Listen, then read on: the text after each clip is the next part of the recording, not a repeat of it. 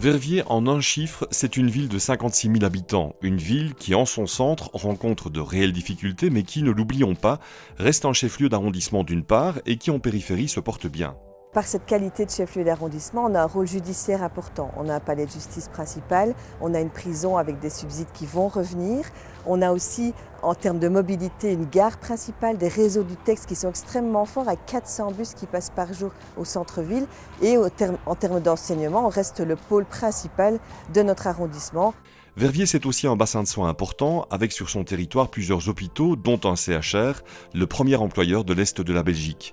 La bourgmestre martèle un message fort, la ville bouge et des projets concrets vont voir le jour. Son autre message, c'est le moment d'investir à Verviers. Depuis que je suis arrivée comme bourgmestre, je me rends compte de cette chance que j'ai eue d'arriver comme bourgmestre maintenant, car effectivement, que ce soit les fonds de pension, que ce soit les banques, que ce soit les compagnies d'assurance qui ont besoin d'investir dans de l'immobilier parce que leur passif à long terme n'est plus rentable d'une autre manière, elles ont besoin d'investir dans les villes.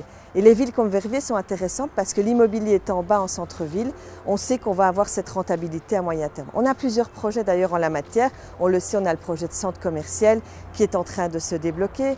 On a notre projet de cité administrative qui est quand même un investissement de 25 millions d'euros dont on va lancer le marché public. Et puis on a ce fameux quartier du centre-ville et qui pour nous préoccupe vraiment, c'est le Grand Bazar dont on a fait l'acquisition.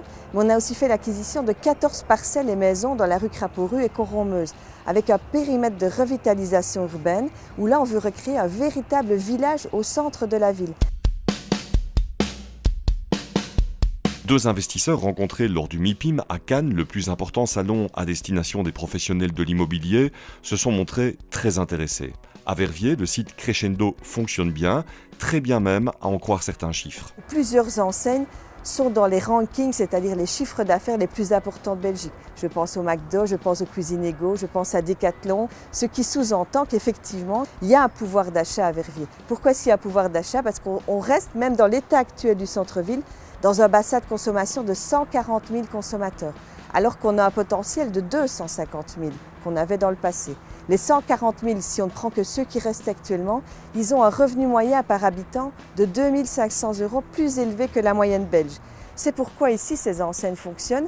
Le jour où on a des enseignes compétitives au centre-ville, ces enseignes aussi fonctionneront de la même façon qu'elles le fonctionnent ici à Crescendo. Des fonds FEDER à hauteur de 7 millions d'euros ont été obtenus. Ils vont servir à rénover les voiries depuis la gare centrale jusqu'à l'hôtel de ville. Les deux places de l'hypercentre seront elles aussi reliftées. Des grands travaux qui seront effectués d'ici 2018. La ville de Verviers a aussi inscrit déjà cette année-ci dans son budget la rénovation du Grand Bazar. On va sabler toute la façade, on va refaire toute la galerie intérieure pour en faire un véritable outil de notre époque, car pour le moment il ressemble plus à un outil des années 70. L'autre dossier qui vient de franchir une étape importante avec l'octroi d'un subside de la région cet été, c'est celui de la rénovation en profondeur du Grand Théâtre à l'italienne de la ville.